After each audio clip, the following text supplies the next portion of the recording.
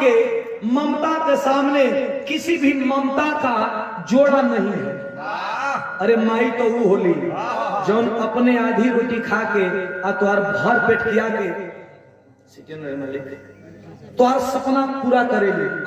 माई से बढ़ के कोई दुनिया में देवी ना, अपने माई से जे हमके आपके तोहके जन्म दली। सुधीर लाल हर मंच पे बतावेलन कि तोहके जन्म देवली माई से दुनिया में बढ़ के कौनो देवी ना, आए अपने बाबूजी से बढ़ के दुनिया में कौनो देवता ना। अगर ई घर के देवी देवता खुश पड़न तो से न दुर्गा माई नाराज हुई हन, न मुंडेश्वरी माई नाराज हुई हन, न विंध्याचल माई नाराज हुई हन, लेकिन ई घर का देवी देवता नाराज पड़न तो यकीन मारो दोस्त 9 दिन का पाठ 1 महीना का व्रत को के भी ओकर फल ना मिल सके।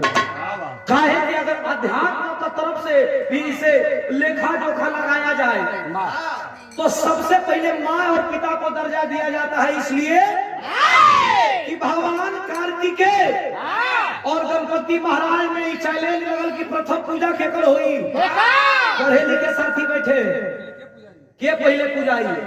एक आदमी बीच में हल निकलना कि जे धरती का चक्कर लगा के आई सबसे पहले उहे पूजाई। अच्छा तो कार्तिकेय महाराज मोर में बैठ के तो निकल गए। गणेश के पास है मूस, और मूस कितना चली डेरहू के बिलार सिलार से कहा भगवान गणपति महाराज की तुझा दुनिया का चक्कर लगा के आवा। हम कैलाश पर बैठल माई पार्वती जी और अपने पिताजी शंकर भगवान का परिक्रमा करे लगना। जब परिक्रमा क के अइलन तो कार्तिकेय जी कहा कि हम पूरा धरती का परिक्रमा क के तू एजे रह गेला काम मर गए, हम तो विजेता हो गए। लेकिन वहां भी तर्क दिया गया कि माँ और पिताजी से बढ़ के दुनिया में कोई बड़ा नहीं है। ये आप हैं जो हम हैं, लेकिन कहना हम मास्टर बाबा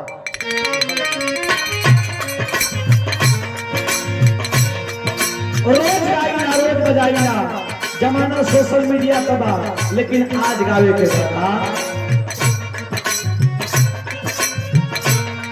हर अर्ज पया के माई हो।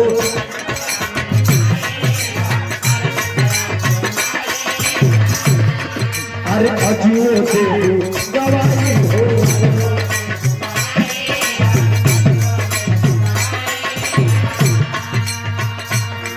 अरे सुरलय ताल संभाल भगवती सरगम देवो सजाई हो।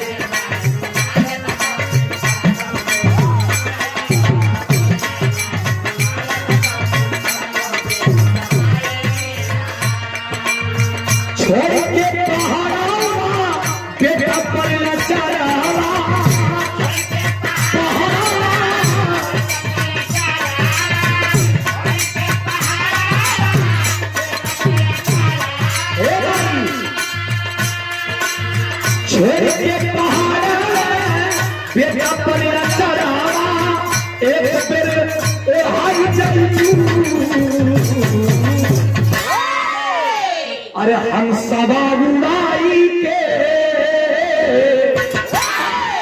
अरे बाघ उड़ाई के हो। अरे मोर महफिल में आ हंसवा उड़ाई के हो।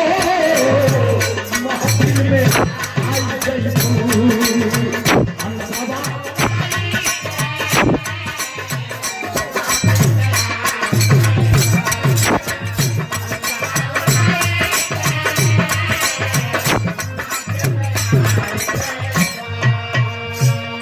हे भगवती, अरे माई हो तो बेटा का दर्द तू ना जान तो के जाने। अरे हमार तो उमरियो कम बा, हम लोगों में तजुर्बो में भी कम बानी, एजुकेशन भी कम बा, लेकिन हे माई तोहार ममता इतनी है। अच्छा है ना भैया लोग बैठल बानी पहलवान, हमने के उत्तर प्रदेश बिहार में पहलवान आदमी के का पहलवान इतना भैया लोग बानी। सबसे बड़ा पहलवान सबसे बड़ा शक्तिशाली कौन होता है? एक माँ से बढ़कर के शक्तिशाली दुनिया में कोई नहीं है। क्यों कि अगर बढ़िया बढ़िया पहलवानों के जो 2-2 क्विंटल 3-3 क्विंटल ले के रियाज करत था और पेटे पर अगर 1 किलो का पत्थर बांधा तो एक दिन आधा 1 घंटा में अपने कसिया में बेच जाए। लेकिन माई माई तो के 9 महीना अपने गर्भ में लेके ढोवेली। माई से बढ़ के कोई बलवान और माई से बढ़ के कोई वीर हो सकेला का? माँ सर्वोपरि है।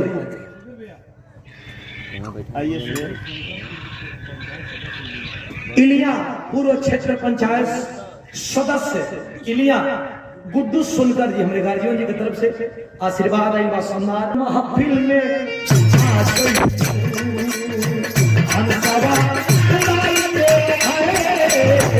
महफिल में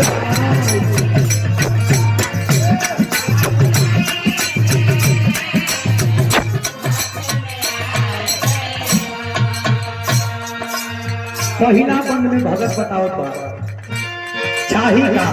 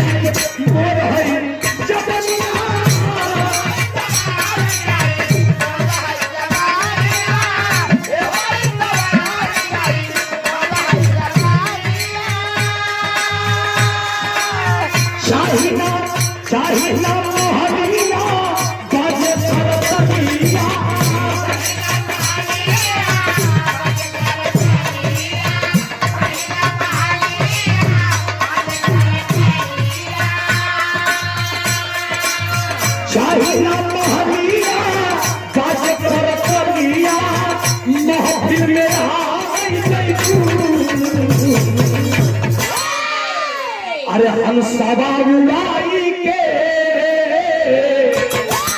अरे भाग दौड़ाई के हो, अरे यही महफिल मेरा हंसवा उड़ाई के हो, महफिल मेरा।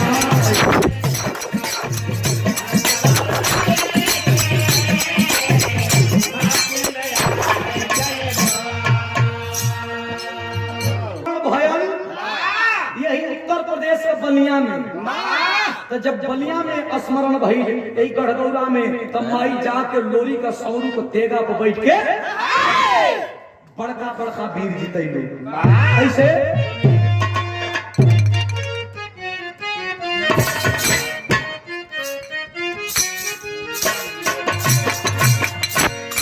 अरे लोरी के अरे किसी सवरू के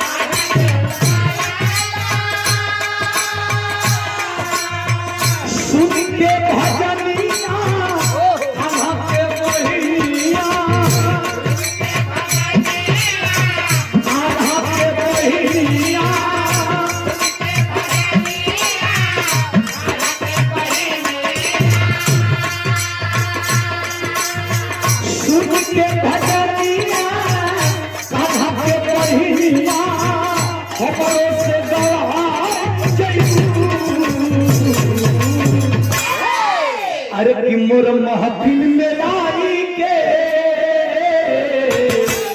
अरे सरगम सजा जयतू महफिल में आई के, सरगम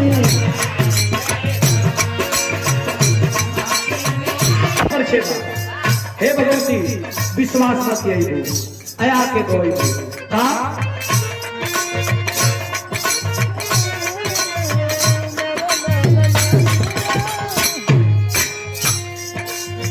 बिहारी करे लाल के सुरतिया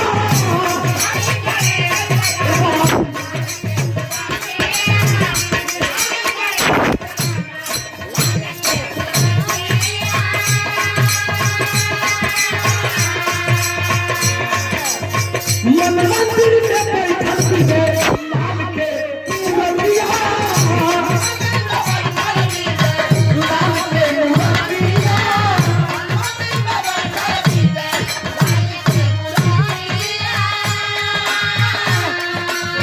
किशोर के कदमिया चले मोहरनिया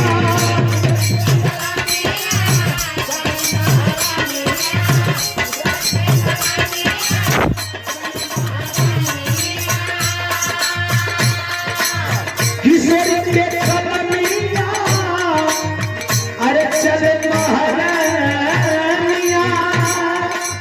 अरे सुधीर से दवाई जईबू